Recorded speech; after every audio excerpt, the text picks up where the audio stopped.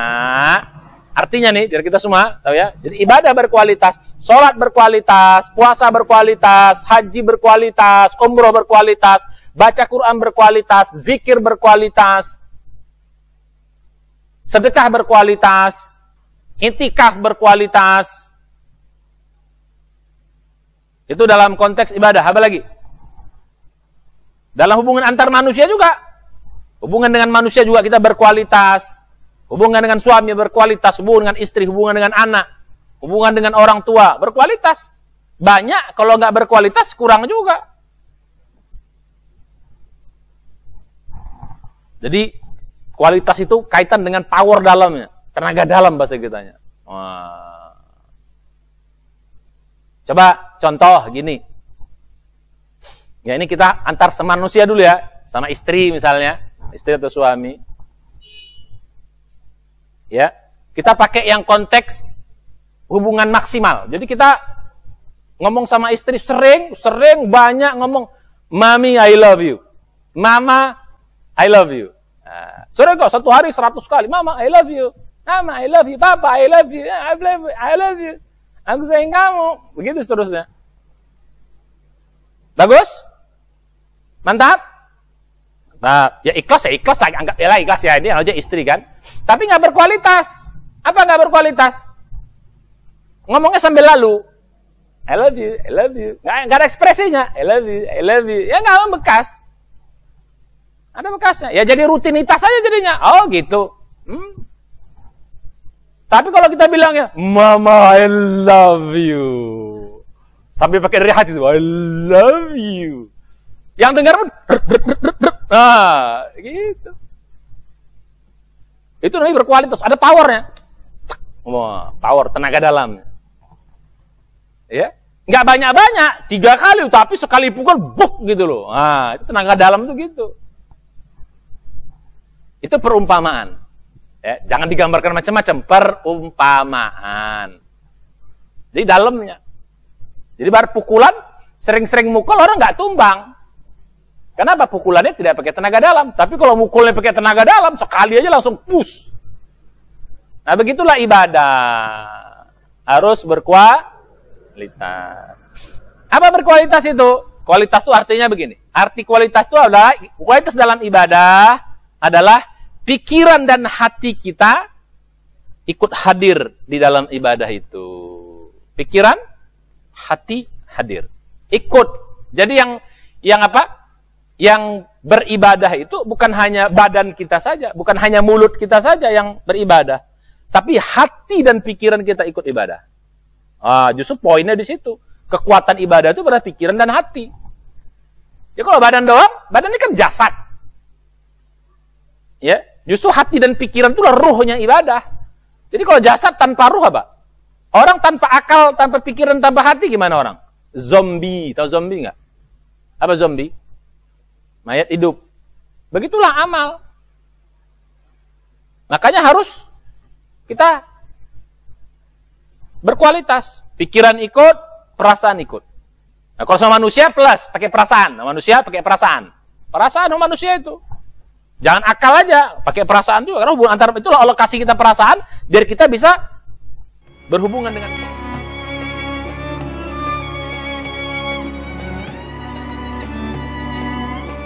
Bismillahirrahmanirrahim. Assalamualaikum warahmatullahi wabarakatuh. Alhamdulillahirabbil alamin. Wa bihi nasta'in ala umuri dunya waddin. Wassalatu wassalamu ala asrafil anbiya'i wal mursalin wa ala alihi wa sahbihi ajma'in. Alhamdulillah kita bertemu lagi dalam program I'tikaf ini. Kajian I'tikaf Ramadan. Kita bersyukur pada Allah Subhanahu wa taala tetap masih diberi kesempatan, masih diberikan kekuatan, diberi kesehatan, diberi kemudahan. Kita menjalani i'tikaf ini dengan baik insyaallah. Mudah-mudahan sisa waktu kita sekarang sudah hari ke-28. Ya, kita tinggal 2 hari lagi ke depan Ramadan akan berakhir. Tapi kita tetap semangat insyaallah. Ya, kajian-kajian kita juga terus kita sampaikan. Mudah-mudahan kajian ini bisa bermanfaat, bukan hanya saat ini juga sampai akan datang nanti. Nah, kita alhamdulillah kembali lagi kaji kita tetap masih yang kemarin. Ini rumus takwanya masih belum selesai. Ya, rumus takwanya masih belum selesai. Karena kemarin kan sampai yang berikutnya, ya kita takwa itu punya 6 komponen. Kan kita bahas kemarin. Rumus takwa itu kan kita sudah hafal, ada 6 komponen takwa itu. Yang menyusun takwa, ya, ataupun yang mempengaruhi takwa. Mempengaruhi naiknya dan yang mempengaruhi turunnya. Iman itu.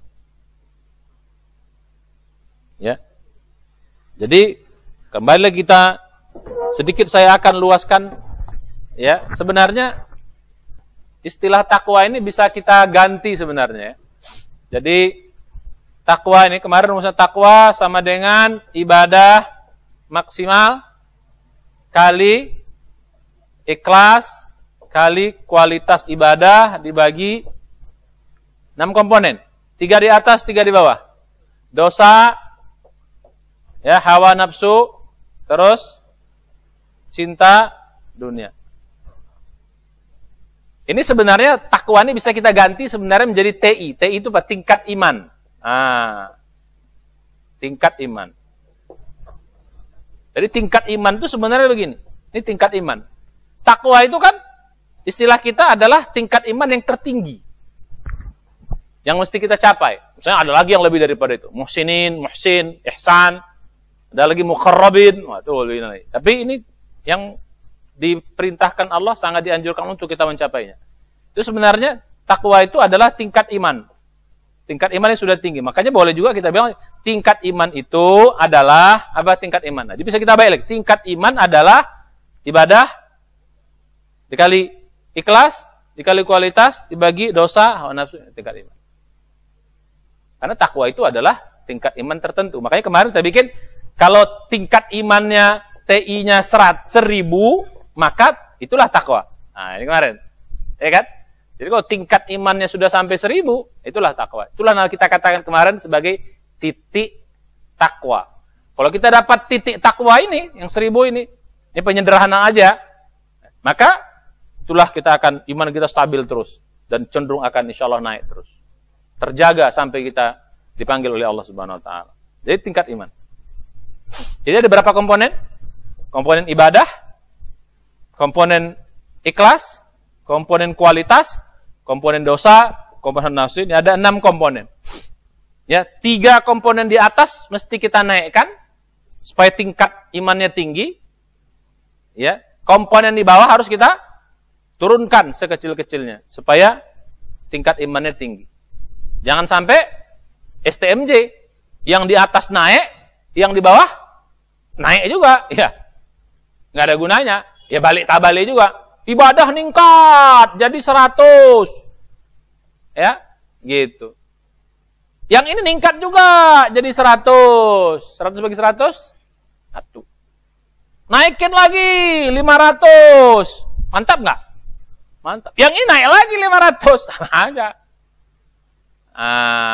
Jadi yang di atas kita naikin, yang di bawah harus kita turunkan. Gitu.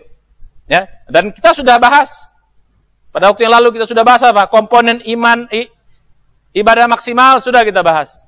Komponen ikhlas, bagaimana cara meningkatkannya, sudah kita bahas. Komponen dosa-dosa, bagaimana menurunkannya sampai 0, sudah kita bahas. Juga komponen hawa nafsu, bagaimana cara mengendalikannya, jadi sekecil-kecilnya. Nah, sekarang kita masuk pada komponen kualitas ibadah. Hari ini kita masuk komponen di atas. Kualitas. Kalau di atas, berarti harus diapain? Harus diapain? Naikin senaik-naiknya, setinggi-tingginya. Kalau yang di bawah, turunkan sekecil-kecilnya. Jadi hari ini bahasan kita adalah bagaimana ibadah itu menjadi ibadah yang berkualitas. Udah banyak, bagus. Kemarin kan? Maksimal tuh banyak. Terus, bagus secara syariat dan intensif. Sering. Gitu. Udah bagus, ternyata nggak cukup. Harus ikhlas. Biar ada nilainya. Ternyata ikhlas saja belum cukup. Harus ada lagi berkualitas. Supaya dia tinggi. Ya, ikhlas, tapi kalau nggak konsen, nggak apa namanya, kita tidak berkualitas, ya nilainya jeblok juga nanti. Sayang. Jadi hari ini bahasan kita apa? Bagaimana caranya biar ibadah kita berkualitas. Maka pada waktu pertemuan yang sebelum-sebelumnya kita ada istilah dulu. Ingat nggak? Masih ingat? Pertemuan yang di awal-awal ada namanya target apa? Kualitas, ada target kuantitas, ada target kualitas. Nah, kalau target kuantitas itu inilah dia. Target kuantitas yang ini nih. Ibadah maksimalnya target kuantitas. Ya. Ibadah maksimalnya target kuantitas. Sedangkan ini kita masuk pada target kualitas. Karena nanti yang akan membekas sampai keluar Ramadan itu adalah target kualitas itu. Mungkin yang ibadah maksimal habis Ramadan turun itu nggak apa-apa, wajar.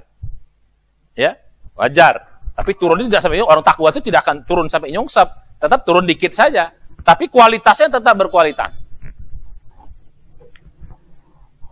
Gitu. Nah, sekarang kita masuk pada bahasan bagaimana caranya biar kita bisa ibadah kualitas. Nah, yang dimaksud ibadah berkualitas apa sih? Sebenarnya apa sih ibadah berkualitas itu? Ibadah berkualitas itu artinya nih, biar kita semua tahu ya. Jadi ibadah berkualitas, sholat berkualitas, puasa berkualitas, haji berkualitas, umroh berkualitas, baca Quran berkualitas, zikir berkualitas, sedekah berkualitas, i'tikaf berkualitas. Itu dalam konteks ibadah. Apa lagi? Dalam hubungan antar manusia juga.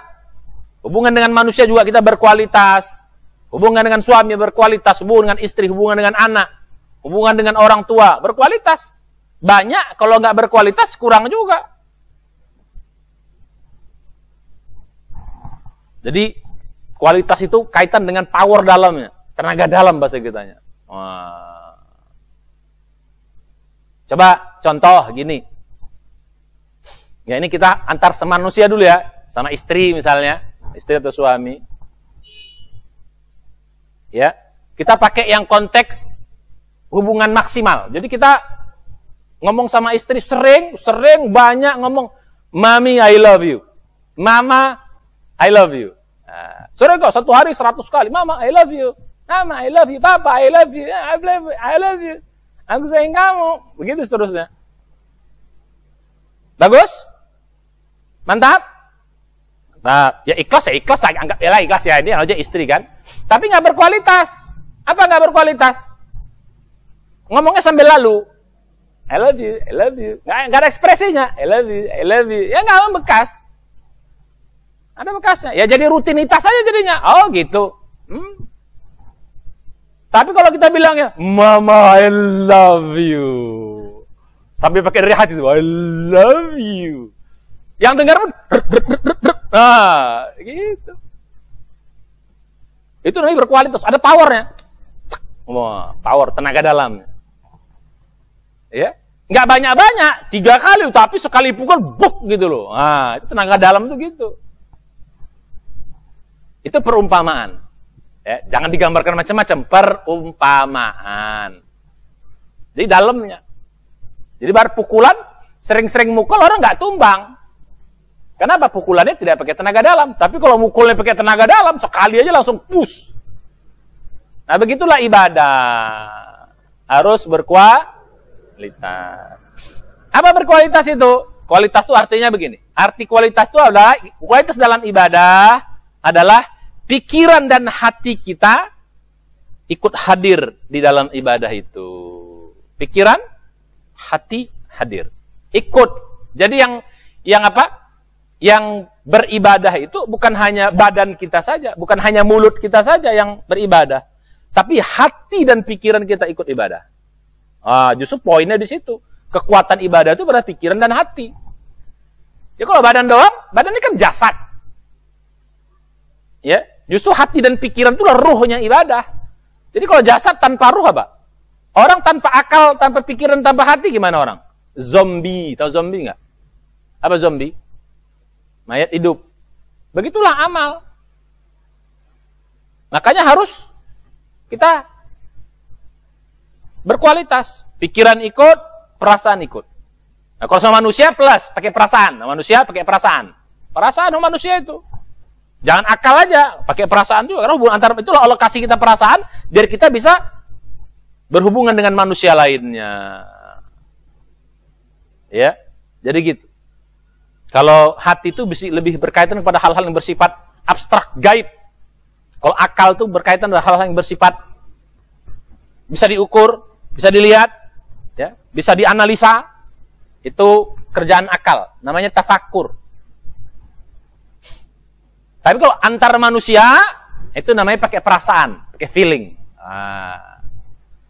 Manusia kalau pakai akal gawat kita. Mesti ada feelingnya, ada rasanya.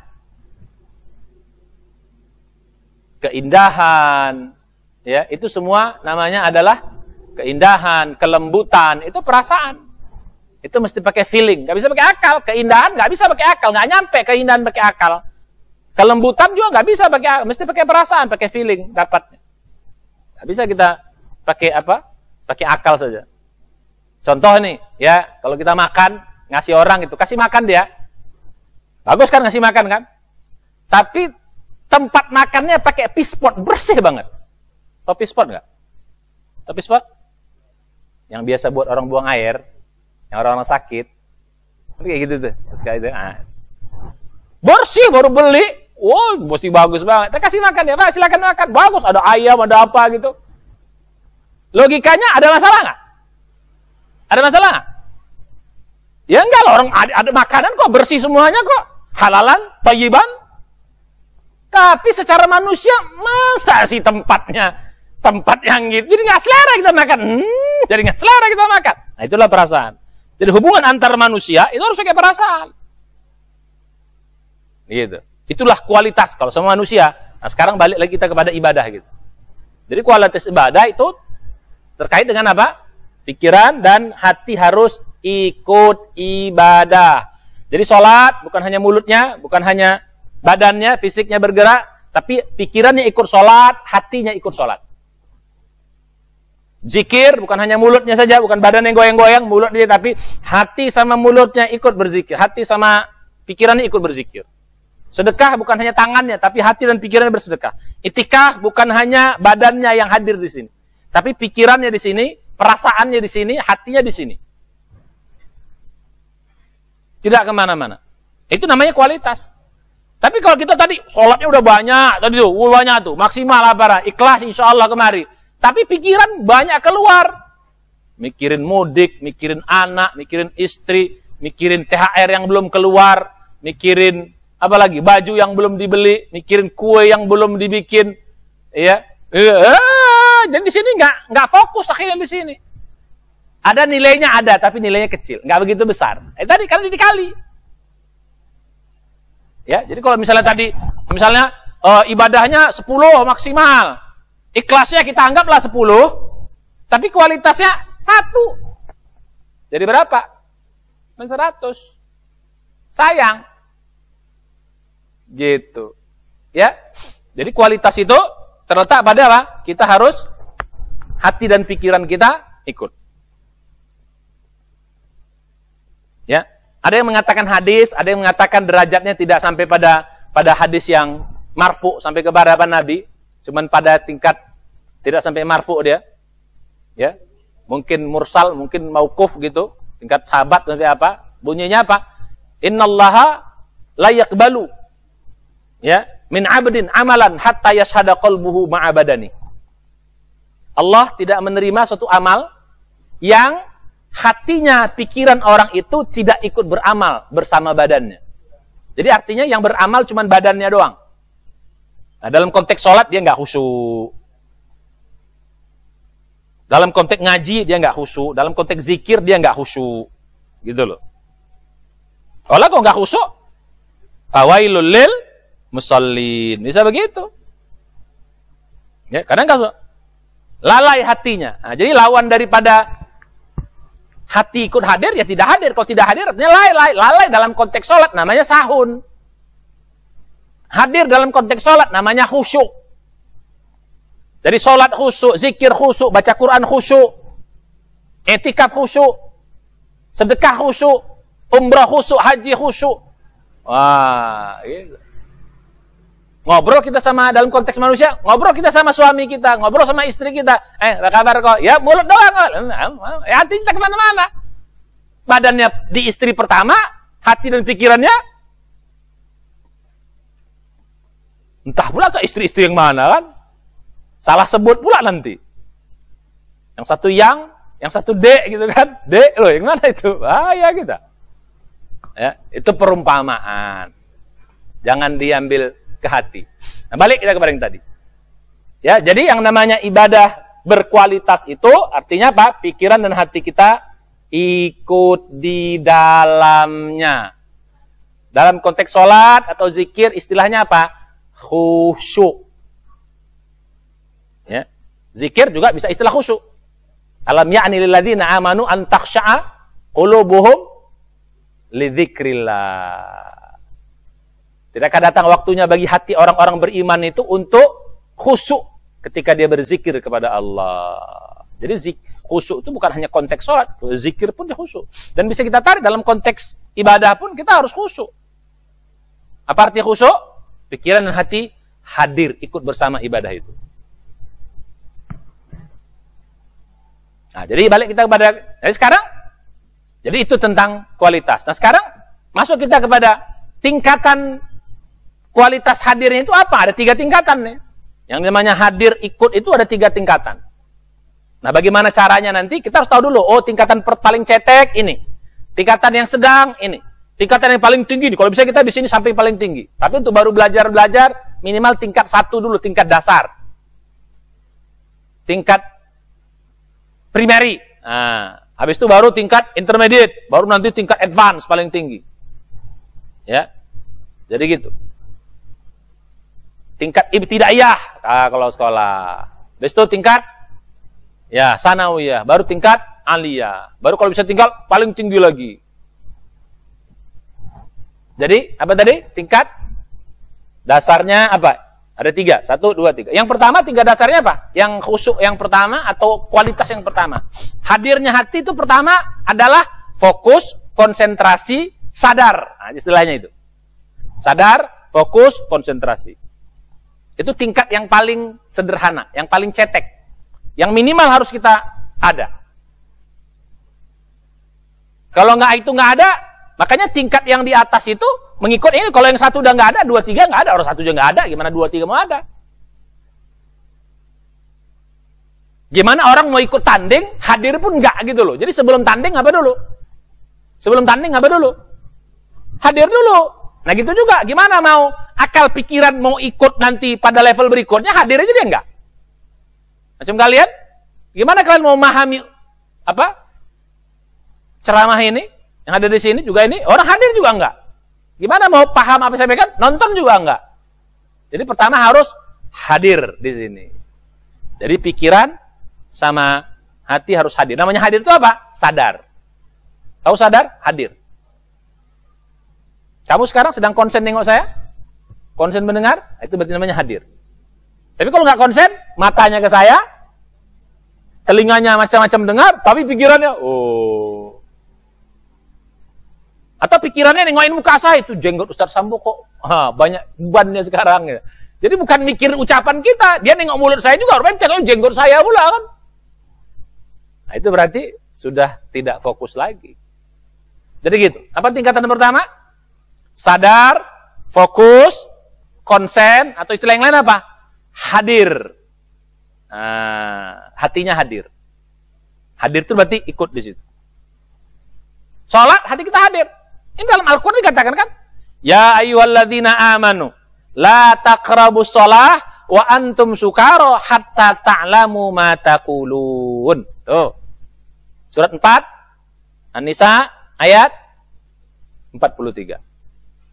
Wahai orang beriman, jangan kau dekati salat, jangan kau kerjakan salat dalam keadaan mabuk, tenggen, teler. Karena apa? Karena khamar atau lain-lainnya. Kenapa? Karena orang yang mabuk itu apa ujungnya? Sampai kau mengerti apa yang kau ucapkan, apa yang kau lakukan. Di situ pertama itu sadar, sampai kau sadar yang kau ucapkan. Orang mabuk kan gak sadar dia ngomong apa. Habis itu dia sadar lagi, tadi kemarin gue ngomong apa ya? Gue bikin apa ya? Makanya mengapa dilarang kita mabuk itu kenapa? Karena orang mabuk itu akan menghilangkan pikirannya. Akhirnya dia gak sadar apa yang dia kerjakan. Akhirnya dia akan mengerjakan di luar kontrol dia nanti. Itu berbahaya.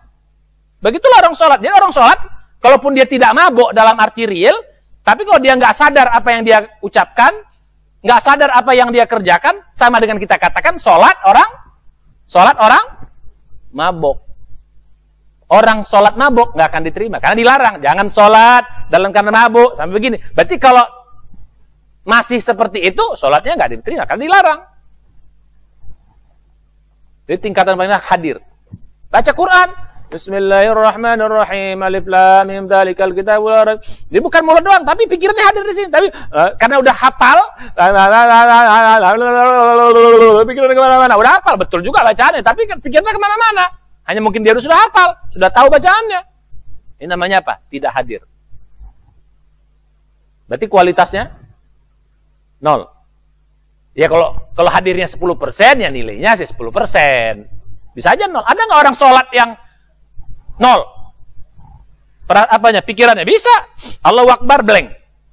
Tangtung. Assalamualaikum. Tadi 3 atau 4 ya? Berapa nih? Kan nggak sadar dia apa dikerjakan. Kan banyak orang gitu. Sholat kecepatan 100 km per jam. Nggak sadar dia. Nggak sadar apa yang dia kerjakan. Nggak sadar apa yang dia ucapkan. Sampai kadang-kadang ditanya, lu tadi sholat berapa rakaat? Tahu. Surat yang dibaca apa? Tahu. Baca Al-Fatihah nggak? Tahu juga. Kayak gini gimana sholatnya boleh diterima? Betul? Gimana sholatnya diterima?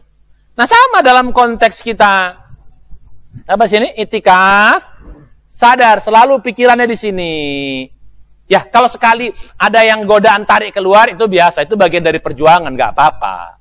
Tapi begitu ditarik keluar, bawa lagi pikiran kita ke sini. Urusannya urusan ibadah di sini. Ditarik lagi mikirin mudik, nggak balik lagi, nggak apa-apa. Selamat sepukul-sepukul istilahnya. Sepukul-sepukul tahu? Sekali-sekali gitu loh. Jangan lama kalau dia lama-lama di sana, lupa nanti yang di sini. Udah pikiran ditarik terus ke sana. Apa tingkatan kualitas yang pertama, hadirnya hati dan pikiran kita adalah sadar, fokus, konsen, itu istilah-istilahnya tuh. Apalagi istilahnya? Hadir. Ya, kalau bahasa Indonesianya sadar. Bahasa Arabnya hadir. Begitu. Hadir. Makanya kalau dalam yang tadi kita baca itu ya hatta yashhada qalbuhu. Jadi istilah yashhada itu berarti hadir. Menyaksikan, ikut, serta. Makanya saksi itu, mengapa dibilang dia saksi? Karena dia hadir dalam peristiwa itu. Makanya namanya saksi. Maka istilahnya saksi mata, dia hadir di situ. Balik kita tadi. Ya, jadi tingkatannya harus hadir. Apa saja baca Quran, hati kita harus hadir. Apa lagi? Sedekah harus bukan hanya badan kita, tapi hati kita. Nih, kita betul-betul bukan sekedar buang gitu aja. Enggak. Betul sadar kita sih. Ngasihnya. Apa lagi? Zikir juga gitu. Baca Quran, zikir, itikaf, puasa. Nah, orang puasa yang sadar gimana? Orang puasa yang sadar, ya kalau dia nggak sadar nanti bisa dia melakukan hal-hal yang dilarang. Kalau dia nggak sadar, orang yang sadar, puasa, minimal dia akan jaga mulutnya. Itu orang sadar tuh. Dia sadar dia sedang puasa. Dia jaga mulutnya, dia jaga matanya, dia jaga telinganya, dia jaga perutnya, dia jaga semua. Berarti dia sadar, oh saya ini puasa. Sadar bahwa saya ini puasa. Dia sadar dia puasa. Kalau dia nggak sadar dia puasa, ya nanti apa? Matanya bisa nengok sembarangan. Nengok gitu. Ya tiba-tiba puasa rupanya. Udah lama banget di sana baru teringat puasanya. Udah kadung banyak kesalahannya.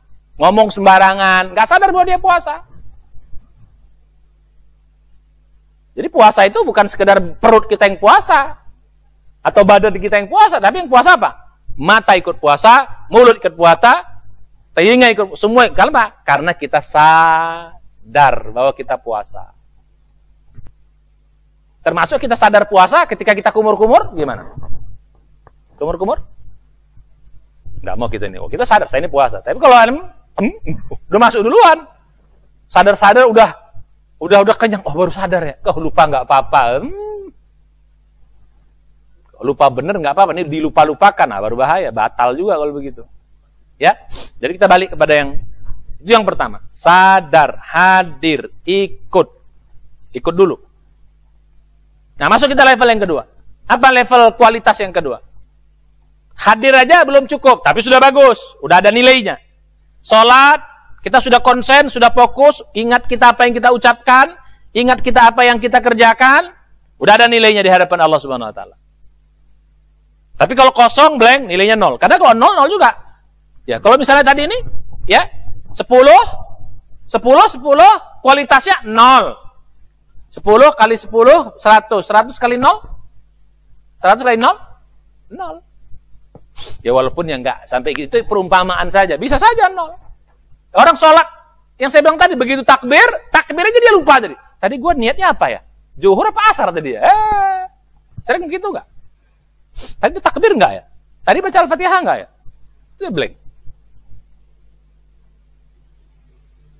Ya, makanya kalau kita belajar fikih itu minimal orang sadar takbir. Minimal tuh. Niat sama takbir dia harus sadar. Kalau niat sama takbir dia nggak sadar, sholatnya gak diterima. Minimal apa dia sadar? Niat sama takbir. Kalau dua tuh sadar, oke. Yang lain kurang-kurang dikit dimaafkan. Ya, ada nilainya tetap. Ya kalau udah takbir itu kan pintu masuk sholat kan? Betul. Niat itu awal. Kalau niat sudah nggak sadar dia berapa rakaat dia sholatnya apa gimana, terus takbirnya juga dia nggak sadar, itu pintu masuk, ya berarti dia nggak belum sholat. Orang dia nggak masuk pintu sholat. Pintu sholat apa? Pintu sholat apa? Takbir. Jadi gitu. Jadi masuk kepada yang tadi. Ya, jadi kita harus. Jadi semua sekarang baca Quran. Nah kepada manusia juga kita itu harus kita. Nah itulah hebatnya agama kita. Kalau kita sudah biasa fokus, biasa konsen, biasa hadir kita dalam ibadah, itu akan terbawa nanti di luar kita dalam kehidupan. Ini bikin kita, mengapa orang ibadah itu sebenarnya pasti harusnya sukses. Kenapa? Karena konsentrasi kita kepada di dunia pun itu bisa membuat kita sukses. Fokus. Fokus dalam kerja, fokus dalam rumah tangga. Banyak orang nggak fokus. Ya tadi. Ketemu istri, ingatnya pekerjaan. Ketika kerja, ingat istri. Nah, gitu kan. Ketika ini, ingat yang sono. Yang sono, ini akhirnya nggak pernah fokus. Makanya orang yang biasa fokus dalam ibadah, begitu dia mengerjakan dunia, dia akan fokus. Cuma nanti bedanya, kalau kita bekerja dunia, yang fokus pikiran kita doang. Hati harus ke Allah. Nah, di situ bedanya. Itu bedanya ya. Ya, kalau kita kerja, jangan hati kita ikut kerja juga, bahaya. Hati harus Allah, Allah, Allah. Supaya pekerjaan kita terkontrol. Jangan sampai kita lalai. Gitu loh. Fa idza qudiyatis shalah fantashiru fil ard wabtaghu min fadlih. Cari rezeki sebanyak-banyaknya, gunakan akalmu. Habis itu apa? Wadhkurullaha katsiran. Ingat Tuhan banyak-banyak di hatimu. Jadi karena apa? Karena hati ini akan ngontrol. Kalau hati juga ikut kerja, nggak ada yang ngontrol nanti. Nggak ada yang jagain kita. Ini mantap kali untungnya nih. Ini sedap kali tuh. Wow, proyek nih. Wow, kerjain. Padahal di sini banyak ribanya, banyak nipunya, banyak ini ya. Kalau hati kita connect ke Allah, dia ingat. Woi, nggak betul tuh. Oh iya juga, nggak betul ya. Nah, dia ingatin. Itu bedanya. Kalau ibadah, pikiran sama hati, semuanya ikut Allah. Tapi begitu ke dunia, konsentrasinya apa? Fokus hanya pikiran. Pikiran yang bekerja. Pikiran yang berbuat. Pikiran. Tapi hati tetap connect ke Allah Subhanahu. Itu yang bikin kerja kita jadi beres. Akan dikontrol sama dia. Diarahkan. Kalau dia salah, dia jangan tuh. Itu nggak benar tuh. Dia akan kontrol. Karena hati ini raja. Dia akan kontrol kita. Tapi kalau dia ikut kerja, kali-kalinya beda nanti. Hawa nafsu mulai main. Ini kan banyak untungnya nih. Ini kan banyak ininya nih. Kita harus bikin. Dia ngolah nanti. Diolahnya nanti. Akhirnya bisa nipu dan sebagainya. Makanya hati harus tetap ingat Allah ketika kita belajar di luar. Jadi latihan fokusnya tetap ada di sini, tapi keluar yang fokus adalah pikiran kita. Hati tetap fokus ke Allah Subhanahu wa taala. Itu yang jadi kontrol kita, menjadi tetap apa? Tetap sadar kepada Allah. Nah, itu namanya orang takwa itu adalah orang yang hatinya sadar terus sama Allah. Itu orang takwa. Makanya mengapa orang takwa itu dibilang mengerjakan perintah Allah? Karena hatinya sadar terus, ada perintah dia kerjakan. Akan meninggalkan semua larangan Allah. Kenapa? Hatinya sadar Allah. Begitu, ini dilarang. Jangan tuh. Dia tinggalkan. Jadi sebenarnya mengerjakan perintah Allah, meninggalkan larangan itu efek dari apa? Efek dari takwa sebenarnya. Buah dari apa? Kesadaran kepada Allah Subhanahu wa ta'ala. Paham? Paham? Maksudnya? Jadi gitu. pertama. Sadar, fokus, konsen, hadir. Masuk kita level yang kedua. Udah bagus yang pertama, naikkan level kita. Ini kalau baru pertama-pertama oke lah. Level itikafnya, itikaf sadar dulu udah bagus dah. Tapi yang sudah 3 tahun, 5 tahun, 7 tahun, oh harus naik level. Jangan di level ini level dasar, primary. Level dasar, ibtidaiyah baru, SD. Harus naik levelnya SMP, sanawiyah. Apa level kedua? Level kedua itu ada artinya paham, memahami apa yang dikerjakan. Pahami apa yang dikerjakan. Pahami yang dikerjakan. Kamu sadar nggak saya ngomong apa nih? Sadar? Dengar saya ucap apa? Dengar saya ucap apa? Pertanyaannya, paham nggak saya ngomong apa? Nggak ngerti Ustaz. Jadi ngapain kau nengok-nengok? Kenapa kau manggut-manggut? Ya manggut-manggut nggak ngerti sebenarnya Ustaz. Nah, pahami ibadah itu. Ketika kita sholat, pahami bacaan sholat. Jangan sadar aja udah bagus, tapi hadir lu ngapain? Lu datang kemari ini hadir mau ngapain sih? Memahami ucapan. Oh, biar ada ininya, ada bekasnya. Kalau kalian paham apa yang saya ucapkan, ada bekasnya nanti dia ulang. Ada nggak? Ada. Tapi kalau hadir doang, konsen, tapi nggak paham. Sampai sana, Ustaz tadi ngomong apa? Apa ya? Ngomong apa ya? Nggak ngerti saya itu. Entah baca-baca apa tadi, baca bahasa Inggris, apa tadi punya, ngerti dah. Gitu. Ya jadi karena apa? Karena nggak paham. Jadi kalau kita paham, ada bekas yang di dalam pikiran. Oh, kita paham. Jadi semua pekerja harus paham, sama. Ya, ketika kita bekerja harus paham apa yang kita kerjakan. Kita baca Quran, hadir, konsen, fokus, tapi harus paham. Oh, ini maknanya apa ya? Supaya ada bekasnya nanti. Oh, maknanya ini. Dicerna, dipahami. Saya ngomong apa? Dicerna, dipahami. Termasuk juga yang menyaksikan, dicerna, dipahami. Supaya ada bekasnya, ada. Begitu selesai nanti ini, oh Ustaz Sambo ngomong ini ya. Maksudnya ini. Oh, berarti kemari, arahnya. Oh, sebenarnya. Ada bekasnya. Begitu juga kamu nanti, kalau itikaf ini, kamu berpikir hati kamu, pikiran kamu ikut memahami itikaf ini, ada bekasnya nanti. Ada bekasnya di luar sana. Di sini juga ada berbekas, juga di keluar. Sholat juga gitu. Sholat yang dipikirkan maknanya, makanya hatta ta'lamu ma taqulun itu sampai kau mengerti, tidak cukup hanya sadar, tapi harus mengerti juga. Hatta ta'lamu, apa arti alamu? Alima ya'lamu artinya mengerti. Jadi bukan hanya sadar dan mengerti. Bacaan Quran, zikir kita. Begitu juga infak. Sadar kita ngasih, mengerti mengapa kita harus bersedekah.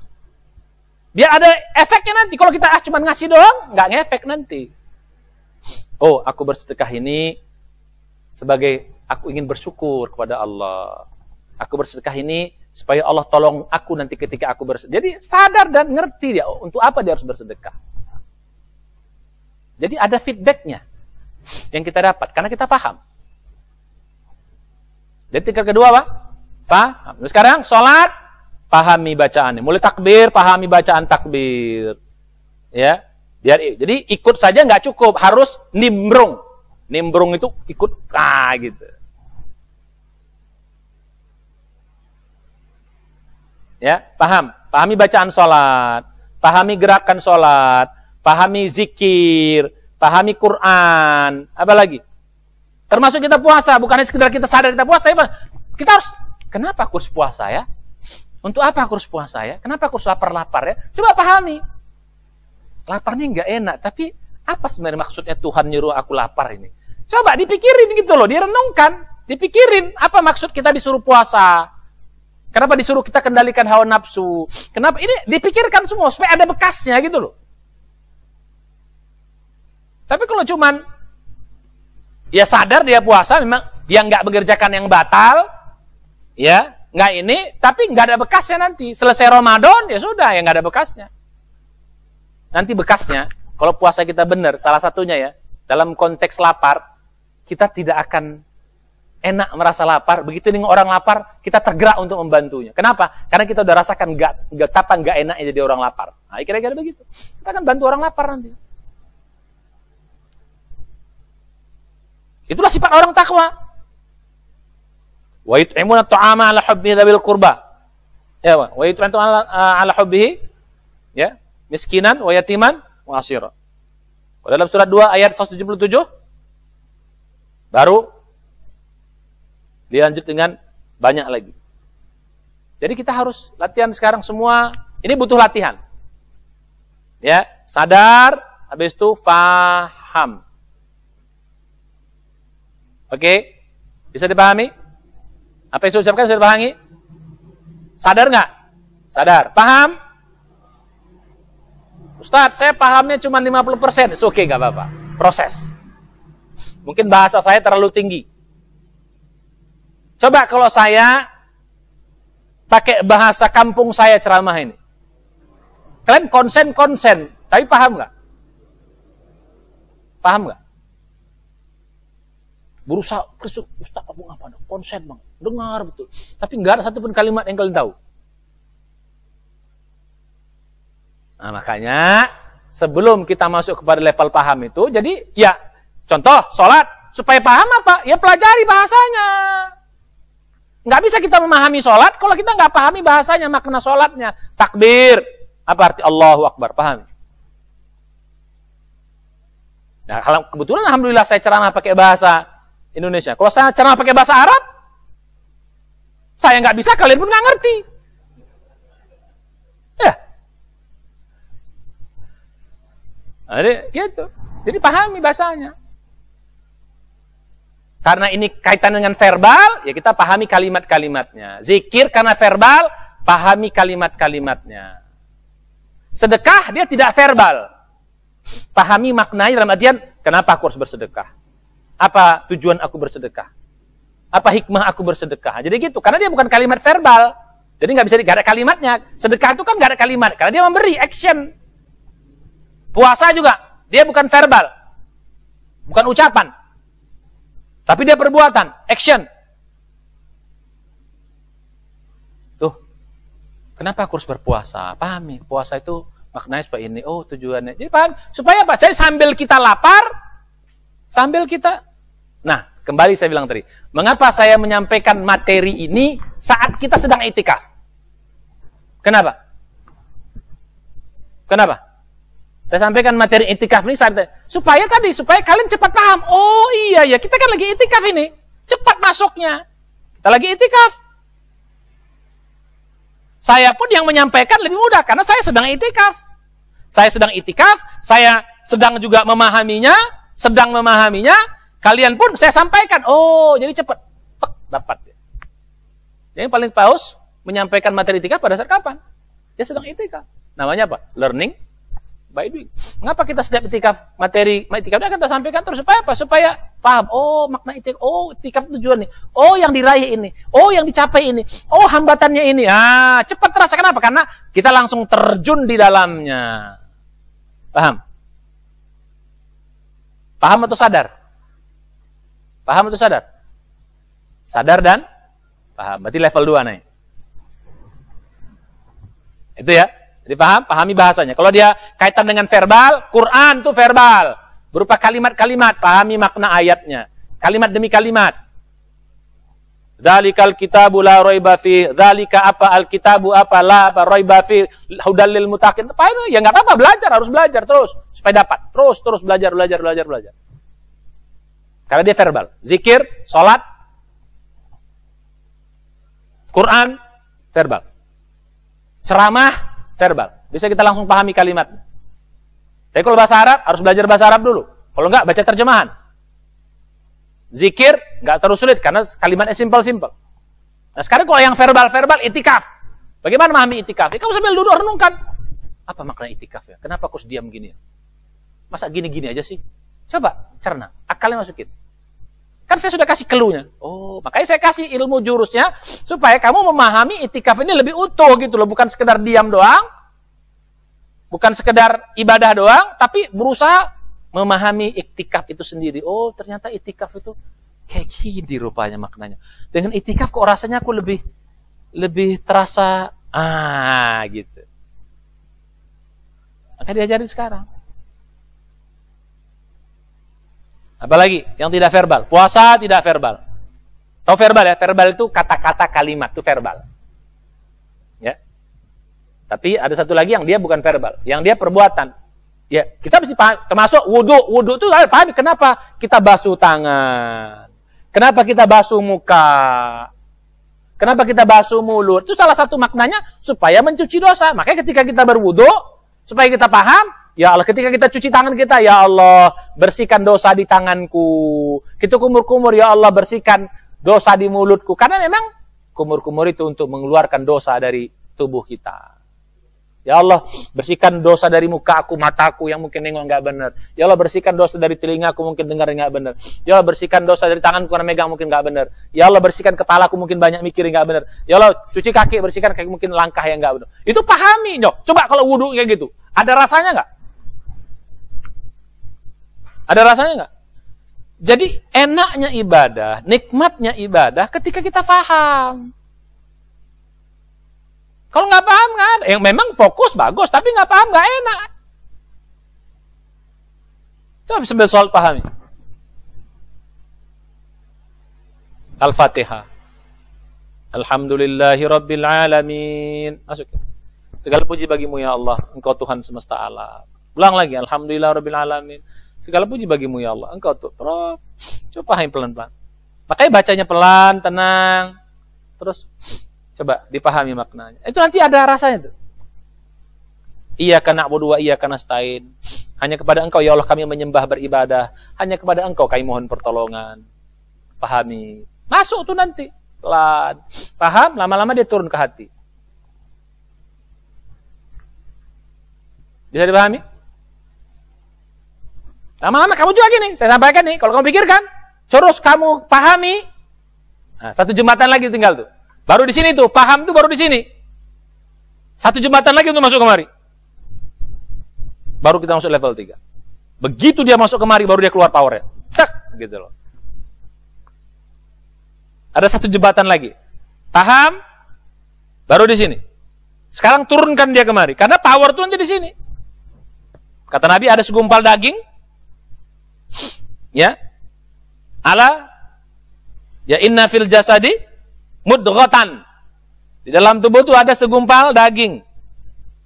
Kalau dia bagus, idza saluhat saluha al-jasadu kulluh. Berbagus semua badannya. Tapi wa idza fasadat, kalau segumpal daging itu rusak, fasada al-jasadu kulluh. Rusak juga seluruh badan itu. Jadi ibadah itu intinya kemari. Cek, menghunjam ke hati. Begitu hati itu udah bagus, masuk dia kemari, dia akan keluar dia powernya. Sini kuncinya. Tapi untuk sebelum paham kemana dulu? Hadir dulu, terus paham. Nah, sekarang satu jembatan lagi masuk. Apa yang ketiga? Nah, ini yang ketiga apa? Renungkan. Hayati. Dalam konteks alam namanya tafakur. Maka kata-kata tafakur itu pikirkan berulang-ulang.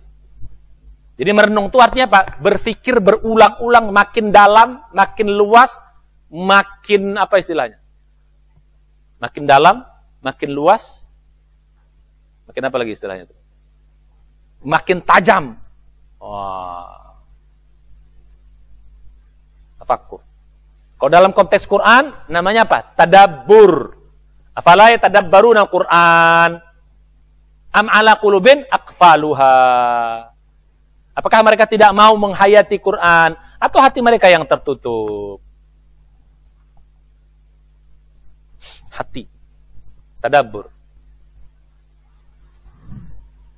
Ya, jadi tadabbur itu kepada apa? Quran. Tadabbur namanya. Kalau pada alam namanya tafakkur. Dan istilah kita merenung. Kalau pada peristiwa namanya tadzakur, mengambil pelajaran. Jadi renungkan. Nah, saya ngomong ini, kalian paham kan? Di sini belum direnungkan karena masih terus saya ngomong sampai di apa? Sudah tidak ceramah lagi, kalian renungkan ucapan saya. Ustaz Sambo tadi ngomong gini.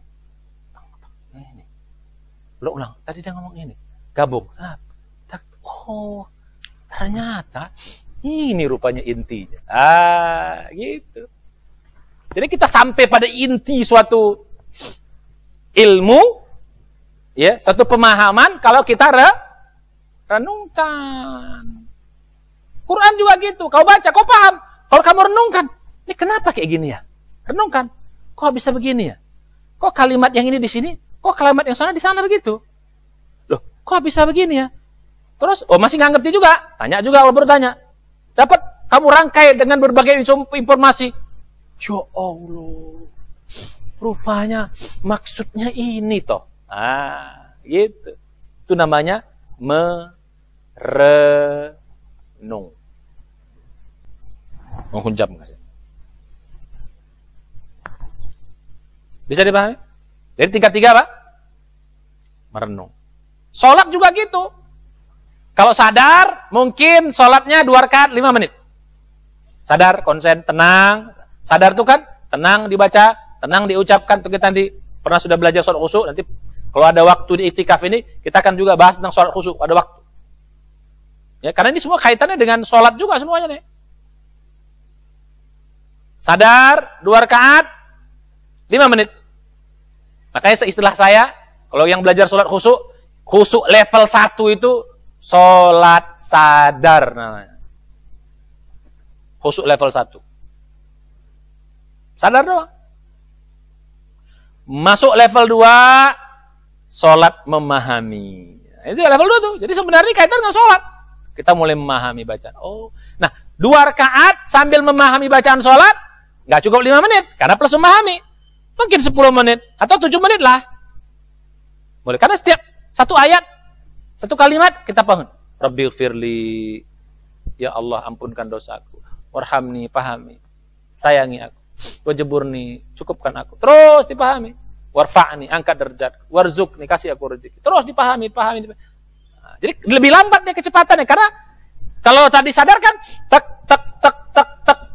begitu. Tapi kalau plus paham, tak, berhenti dulu. Tak, pahami. Baru berikutnya. Pahami lagi. Berikutnya. Pahami lagi. Berikutnya. Kan? Jadi butuh apa? Butuh waktu. Maka sholat level 2 jadi berapa menit? Berapa menit? 7 menit. 10 menit. Baru level 3. Merenung. Direnungkan. Lebih dalam, lebih lama lagi dia. Ke dalam.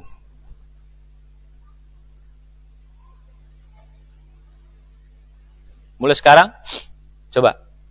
Baca Quran gitu juga. Baca, pahami, renungkan. Kalau itu bisa kita menangis.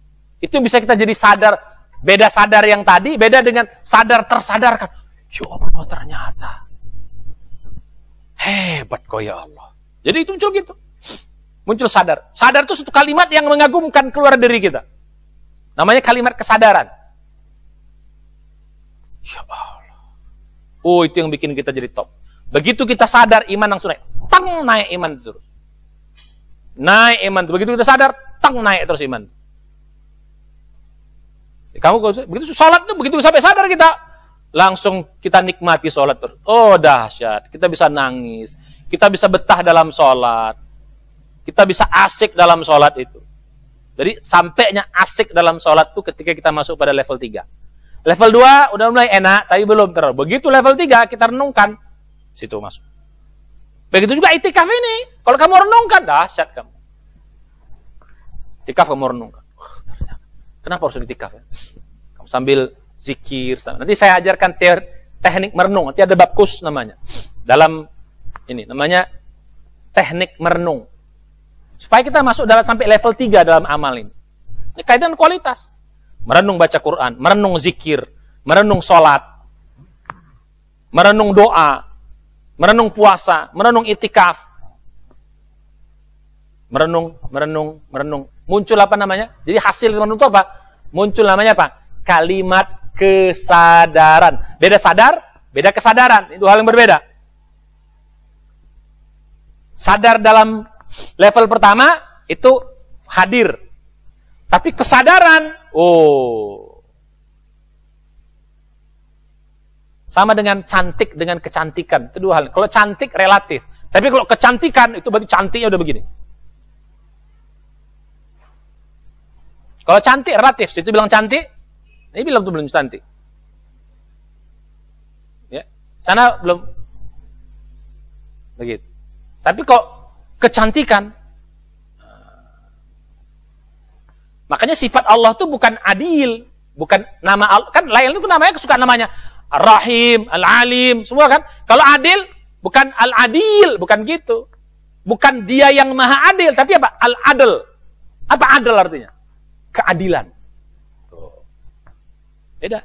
Makanya sifat Allah itu bukan yang lain kan? Hakim, apa lagi?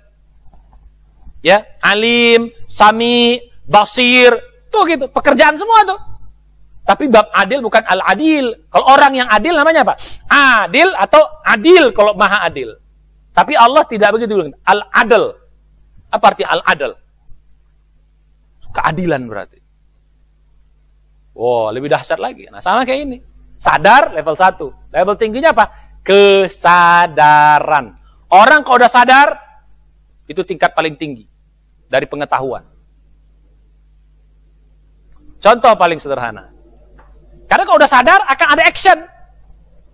Akan ada terjadi perbuatan kalau udah sadar. Contoh sederhana. Mohon maaf, jangan ada yang tersinggung ya. Jangan ada yang tersinggung ya. Mohon maaf ya. Ya, pemirsa apa yang menyaksikan, jangan tersinggung. Ini apa ini? Misalnya umpamanya rokok. Rokok nggak bagus kan? Semua orang tahu rokok itu nggak bagus. Orang ada tulisannya kok, merokok bikin impoten apa semua, ngerokok membunuhmu. Gambarnya pun, gitu. Betul? Betul? Semua orang tahu, paham bahwa rokok merusak. Orang ada tulisannya. Tapi kenapa dia merokok? Itu berarti namanya tidak sadar. Tahu, ngerti, tidak. Kalau dia sadar, oh rokok ini berbahaya. Nanti kalau ini paru-paru, enggak jadi dia. Itu orang sadar. Nah, itu bedanya orang sadar sama orang cuman paham dan tahu. Sadar tuh lebih tinggi lagi. Sadar namanya. Makanya banyak orang tahu bahwa itu kejahatan. Ustadz, kita ini kadang-kadang ada, ya mu'adzubillah kan dia. Ada nggak ustadz yang bikin dosa? Bisa. Berarti apa? Dia sedang tidak sadar. Dia tahu itu dosa, dia kerjakan. Pejabat-pejabat orang pintar, dia korupsi, dia tahu korupsi, dia ngerti banget, bahkan dia termasuk penegak hukum, dia yang ngatur hukum, dia yang bikin hukum, tapi dia ngelanggar hukum. Berarti dia namanya tidak sadar. Ngerti, tapi dia langgar, namanya tidak sadar. Jadi sadar itu gitu, ada efeknya. Tahu ngerti ya? Namanya kesadaran. Nah, itu ada dalam Al-Quran. Coba lihat surat 3 Ali Imran ayat 191, mulai dari 190 dulu. Inna fi khalqis samawati wal ardi wa ikhtilafil laili wan nahari la ayatin li ulil albab alladzina yadhkuruna Allaha qiyaman wa qu'udan wa ala junubihim wa yatafakkaruna fi khalqis samawati wal ard rabbana ma khalaqta hadza batilan subhanaka faqina adzabannar. Lihat urutannya. Mikir dulu dia. Penciptaan langit dan bumi, siang dan malam, tanda-tanda kebesaran Allah bagi orang yang berakal. Habis itu apa dia? Dia berzikir, dia ingat Allah dalam keadaan berdiri, duduk, berbaring. Habis itu apa dia? Memikirkan, merenung tentang alam semesta. Apa hasil renungannya begitu dia dapat? Merenung itu artinya apa? Bertafakur tuh mikir berulang-ulang. Akhirnya apa? Keluar kalimat kesadaran. Apa kalimat kesadarannya? Rabbana ma khalaqta hadza subhanak. Itu kalimat. Itu kalimat kesadaran namanya. Ya Allah, ternyata tidak ada yang kau ciptakan semua di ini sia-sia. Maha suci engkau ya Allah. Itu kalimat kesadaran. Naik imannya. Tak. Begitu dia bilang, Maha suci engkau ya Allah, tak naik imannya. Jadi begitu kita sadar, naik iman kita, full iman kita. Paham ya kira-kira? Bisa dipahami? Muncul kalimat kesadaran. Rabbana ma khalaqta. Efeknya apa begitu dia bilang? Ya, Rabbana ma khalaqta hadza, mulai sadar dia, Maha suci engkau ya Allah. Wah, hebatnya engkau ya Allah. Maha ini engkau ya Allah, enggak ada sia-sia. Kau suci dari segala yang tidak pantas disandarkan kepadamu. Apa actionnya? Faqina adzabannar. Apa actionnya? Jauhkan kami dari. Artinya apa? Orang yang sudah sadar, dia akan hidupnya akan jauh nanti dari api neraka. Itu efeknya. Nah, jadi mulai sekarang, renungkan. Nah, nanti muncul kalimat kesadaran istilahnya. Muncul kesadaran. Oh, dahsyat. Ya Allah, ternyata kau. Waduh. Itu kalau kita dalam kehidupan juga gitu. Kalau kita sadar, sadar akan istri, istri sadar akan suami, dahsyat. Jadi kalau mau sayang sama istri, renungkan istri kita. Sayang sama suami, renungkan suami kita. Sayang sama anak, renungkan anak kita. Sayang sama orang tua, renungkan orang tua kita. Coba lagi muncul nanti kita, ya Allah, bapakku, ibuku, orang tuaku, kau. Wah, kalau kita renungkan, kau ternyata udah berjuang, kau melahirkan aku, kau besarkan aku. Kalau kita renungkan kebaikan orang tua kita tuh, tung, ya Allah, nangis kita. Nangis kita. Betapa menderitanya orang tua kita membesarkan kita.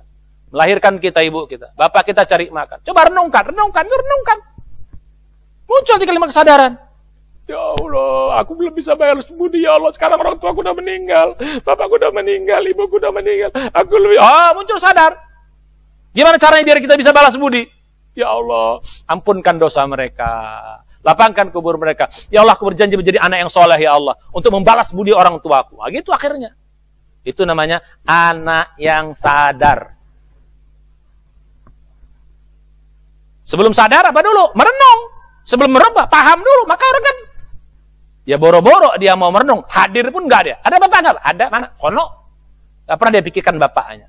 Nggak pernah dia pikirkan emaknya.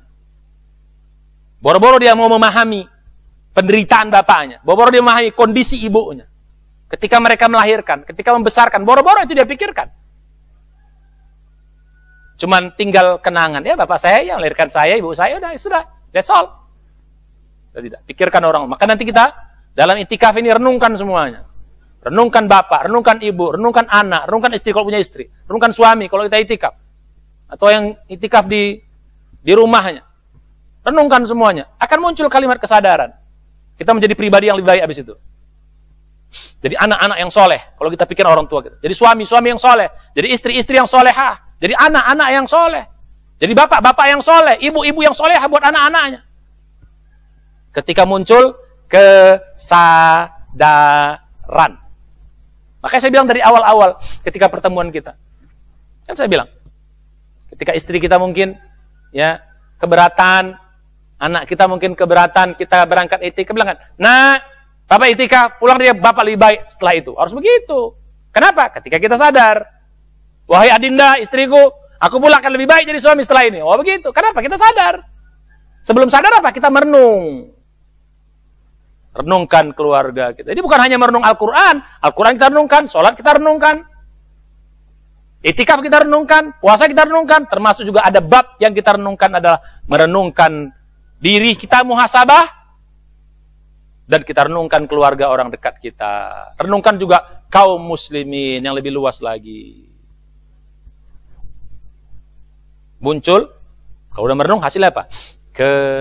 Kesadar. Begitu sadar, kita jadi orang hebat. Sadar sebagai seorang santri. Sadar santri. Oh, saya ini santri. Sadar saya santri. Nggak akan macam-macam dia. Oh, saya sadar. Seorang suami yang sadar dia sebagai suami, dia punya istri, nggak akan macam-macam dia. Begitu dia macam-macam. Oh, saya kan suami, saya punya istri loh di sana. Yang nungguin saya, mendoakan saya. Anak saya juga nunggu saya di rumah. Istri saya nunggu saya di rumah. Ketika kita di luar. Ketika kita bekerja. Nggak akan macam-macam kita di luar sana. Kenapa? Sadar kita. Nggak akan ugal-ugalan kita kalau naik mobil. Akan hati-hati kita. Kenapa? Ada anak yang menunggu kita. Ada istri yang menunggu kita. Nggak akan selingkuh kita di sana. Nggak akan main serong kita di sana. Karena sadar ada keluarga yang menanti kita, yang mencintai kita di rumah. Itulah dahsyatnya orang sabar. Sadar. Buah dari apa? Buah dari apa? Apa tadi? Pertama, konsentrasi, level 1. Paham, baru renungkan. Mulai sekarang renungkan semuanya. Lihat, nanti kita dapat ilmu yang lebih dalam. Beda-beda. Renungan kamu bisa beda dengan renungan ini. Mungkin ayat yang sama, kita renungkan, beda-beda renungannya. Sesuai dengan pengalaman masing-masing. Sesuai dengan, mungkin dia punya ilmu di tempat yang lain. Karena merenungkan itu kita menyatukan informasi yang ada dalam diri kita. Kita satukan informasi, menghasilkan sesuatu. Dia informasinya beda, hasilnya sesuatu yang berbeda. Ini lain lagi informasinya. Di sini mungkin ada 10 informasi yang berbeda. Di sini ada 20. Hasil renungannya bisa beda-beda. Insya. Kebayang apa yang sedang kita bahas? Apa arti ibadah yang berkualitas? Apa arti ibadah yang berkualitas? Ibadah yang dikerjakan dengan penuh sadar dulu, terus paham, terus renungkan.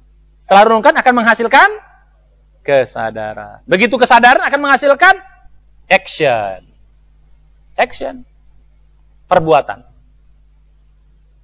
Satu perbuatan yang kita kerjakan dengan penuh kesadaran, itu hasilnya akan dahsyat. Kerjakan perbuatan karena kesadar. Kenapa kamu sholat? Kita sadar bahwa betapa sholat itu akan disayang oleh Allah. Sadar kita akan, dahsyat itu. Itu kita bahas lebih dalam lagi. Jadi itikaf pun gitu juga. Mulai sekarang bangun kesadaran. Mau ngapain saya itikaf? Renungkan sambil zikir. Nanti kita ada tekniknya. Jadi teknik merenung tuh nanti ada 3, ada levelnya. Ya, teknik merenung. Nanti kita bahas khusus nanti. Teknik merenung. Judulnya namanya teknik merenung. Ada jurusnya itu. Selama ini kita jarang kita pakai pikiran kita untuk merenung. Yang ada bukan merenung, tapi temenung. Apa beda temenung dengan merenung? Tahu temenung nggak? Temenung itu menghayal. Tulul amal. Tulul amal itu panjang angan-angan, menghayal tak nggak jelas. Ya, dari tulul amal jadi tulul amat nanti. Tahu tulul amat? Ya, jadi gitu. Apa beda antara merenung dengan menghayal? Kalau menghayal tuh nggak jelas, terbang tak kemana. Kalau merenung tuh dia fokus, makin dalam, makin luas, makin tajam, kira-kira gitu. Itu arti merenung. Terus lihat nanti. Kita punya sholat, punya power. Zikir, punya power. Mengapa para sahabat yang saya bilang di awal-awal, sahabat itu, ya Rasulullah yang pernah kita bahas di awal, ketika pedang mau ditebas, siapa yang menyelamatkan kaum Muhammad dari pedangku? Dia bilang apa? Allah! Jatuh itu pedang. Kenapa? Karena diucapkan dengan penuh kesadaran. Allahnya itu betul-betul datang dari dalam nih. Dia udah rasakan Allah itu. Allah katanya, bak jatuh pedang. Kalau kita, siapa yang mengharap kau dari pedangku? Jawabannya Pak, Allah kali, lewat leher kita. Sekarang coba. Jadi yang sudah mulai hafal-hafal Quran, pahami habis itu renungkan 1 ayat, 2 ayat. Maka Rasulullah tuh sering membaca Quran tuh kadang-kadang 1 ayat diulang sampai pagi. Bisa begitu. Diulang sampai pagi. 1 ayat diulang sampai pagi sambil merenung. Insya, mudah-mudahan sedikit yang bermanfaat. Jadi namanya apa? Ibadah yang bagaimana puasa yang berkualitas? Renungkan, kenapa saya harus lapar? Kenapa Tuhan wajibkan saya lapar? Terus renungkan, nanti muncul, ya Allah ternyata puasa itu dahsyat. Semuanya renungkan. Sholat renungkan, zikir renungkan, baca Quran renungkan, puasa renungkan, itikaf renungkan, apalagi semua kita renungkan. Yang ada pada. Lihat nanti perjalanan hidup kita akan selalu berada dalam relnya Allah. Ya. Dalam petunjuk Allah. Makanya Pak, Rabbana ma khalaqta hadza batilan. Ujungnya apa? Faqina, pasti kita dijauhkan dari api neraka. Nah kan nanti ujung merenung itu adalah doa. Nah, nanti kan merenung ujungnya doa. Insya. Nah, ini mudah-mudahan. Jadi, nah sekarang bagaimana caranya biar bisa apa? Fokus. Ya, fokus ini hanya butuh usaha saja. Bagaimana biar bisa fokus? Harus berjuang. Ya, berusaha. Berusaha kita konsentrasi itu harus berjuang, paksa, fokus. Tapi jangan bilang fokus. Enggak usah, santai aja. Bisa. Pelan-pelan dapat. Yang penting sungguh-sungguh. Makanya niat dari awal itu penting, niat ikhlas dan sungguh-sungguh itu penting. Yang kedua, biar paham apa? Belajar. Nggak ngerti, belajar. Nggak ngerti, nanya. Jadi paham tuh, biar ngerti, nanya, atau belajar. Biar kita paham. Cari informasi. Dalami. Nah kalau merenung, lain lagi. Renung tuh sekali belum masuk. Pikirkan 2 kali belum masuk. 3 kali. Sambil kita nanti berzikir. Nanti ini ya, jadi jurus merenung tuh khusus yang jurus nomor 3 nih. Kita bahas khusus nanti. Ya. Kalau paham, saya kira udah cukup kalian. Oh paham tuh ya, itu kayak gitu paham. Tapi menurung nih, ini mesti diajarkan khusus. Insya Allah pada pertemuan selanjutnya. Bagaimana cara kita merenung. Dan ini akan bikin ibadah kita semakin dahsyat. Semakin nikmat, semakin powerful. Mudah-mudahan bermanfaat kali ini. Ya, insya Allah Ramadan kita ini bisa kita renungkan, merenungkan Ramadan juga, merenungkan semua yang ada Allah berikan sama kita. Insya Allah pasti kita akan sampai pada tujuan, yaitu mencapai takwa. Mari kita baca hamdalah. Mudah-mudahan bisa hadir tadi, saksikan, hadir, fokus, terus pahami kalimat saya, pahami ucapan saya. Habis itu renungkan pelajarannya, ambil dalam kehidupan. Akan muncul manfaat-manfaat. Mari kita dengan baca doa penutup majelis. Subhanaka hamdika, asyhadu an la ilaha illa anta, astaghfiruka wa atubu ilaik. Assalamualaikum warahmatullahi wabarakatuh.